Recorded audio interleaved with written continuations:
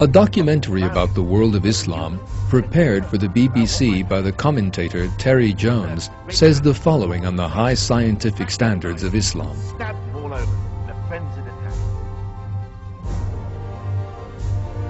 One philosopher from the town of Haran, for example, had already correctly calculated the distance from the Earth to the Moon, while another had suggested that if you could divide the atom, you would release enough power to destroy a city the size of Baghdad.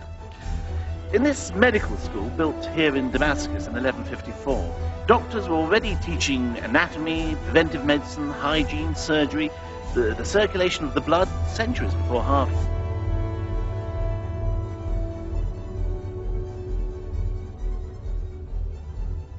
Muslim physicians took the pulse of their patients when examining them, centuries before the Europeans knew about blood circulation. Women gave birth under the most hygienic conditions possible at that time. The era's sourcebooks picturing the implements used by Muslim surgeons show just how advanced their medical knowledge was.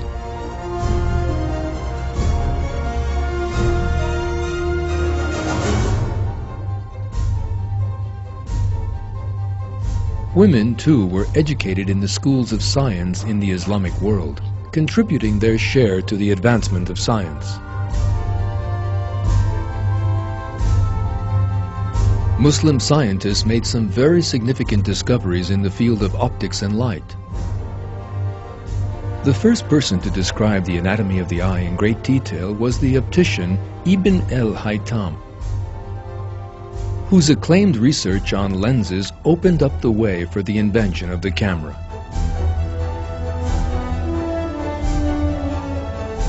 Muslim physicians also discovered the causes of eyesight impairments and carried out successful cataract operations 1,000 years before the Europeans.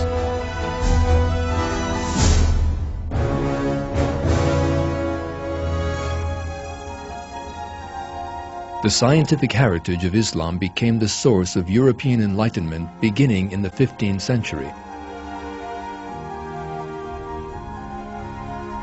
Christian scientists launched Europe's scientific development with knowledge acquired from their Muslim counterparts. Islam's light illuminated them too.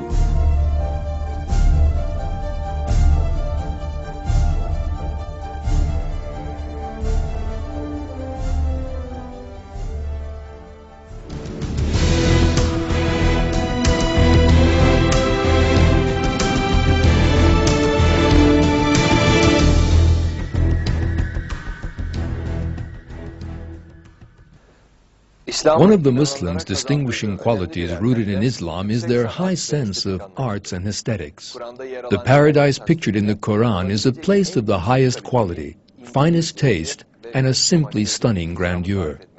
Muslims carrying this sense of artistry in their hearts created fantastic works of art, and the lands they ruled became the most modern and advanced in the world.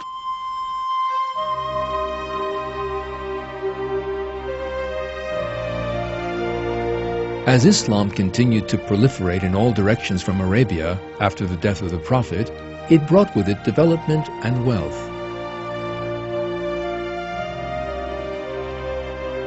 Wherever they went, Muslims took civilization with them.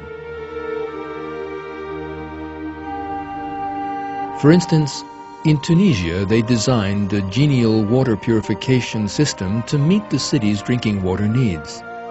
2 great basins linked to one another were built to still the water. The impurities, either sinking to the bottom or floating on the surface, were removed, and the water was channeled to the city through pipes.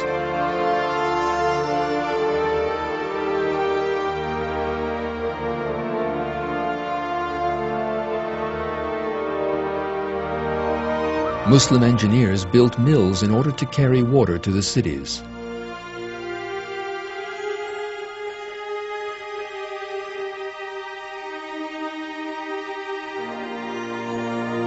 The capital city, Baghdad, was the most stunning and modern city in the world. Its city plan and architecture were outstanding. One traveler who visited the city wrote of it, "All the avenues of Baghdad are lined with gardens, parks, mansions, squares, impressive shopping arcades, and Turkish baths. This beautiful city stretches out along the river for miles on both sides."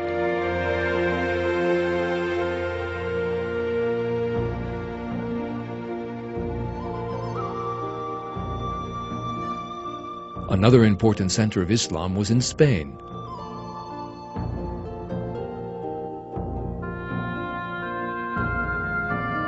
The Muslim nation of Andalusia was the most modern country in Europe.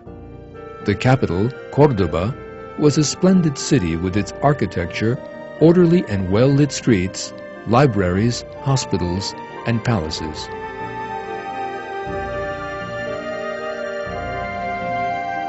In the same era, the greatest cities in Europe, such as London and Paris, were squalid, dark, and disorderly.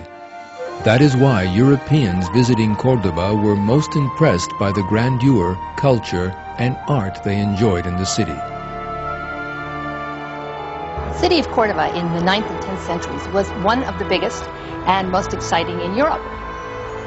We have descriptions of it by people coming and saying, all these flowers everywhere, this open streets, this wonderful light coming down. Northern cities were dark. Cordoba had running water. People lived in big houses. In contrast, in Paris, people lived in shacks by the side of the river.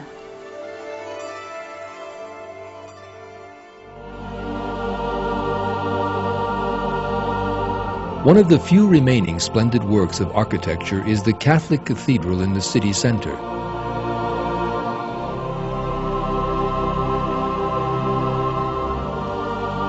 This used to be a mosque and was later converted into a church.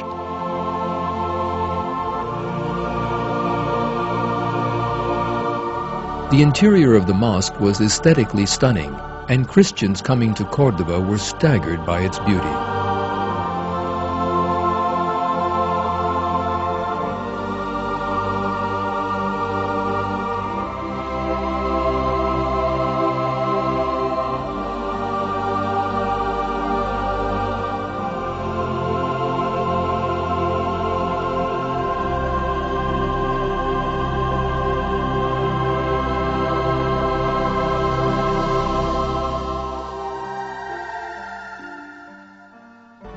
In the 10th century, there was a Saxon nun with the unpronounceable name of Hrotswitha, who called medieval Cordoba the ornament of the world. She was very, very taken with the place, and there you are, she's a Christian nun. One of the most splendid works of architecture in Andalusia was the Alhambra Palace, a magnificent example of Islam's art and aesthetics.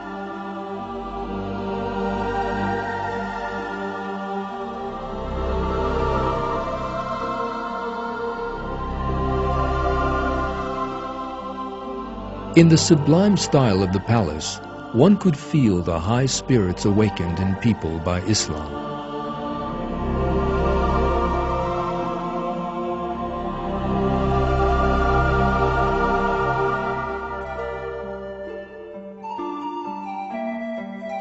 The gardens of the Alhambra had sophisticated fountains made by making use of gravitational systems.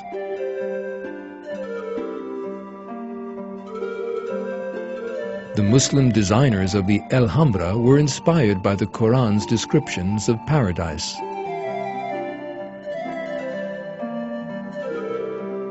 Besides architecture, the Muslims were also the most advanced people on the planet in terms of style and quality of the clothes they wore. The finest luxurious fabrics, the likes of which the world had never seen before, were woven on the Muslim looms.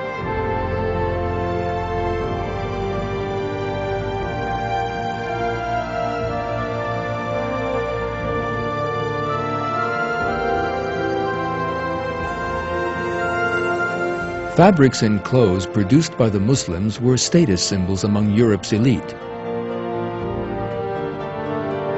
And the Muslims dictated fashion to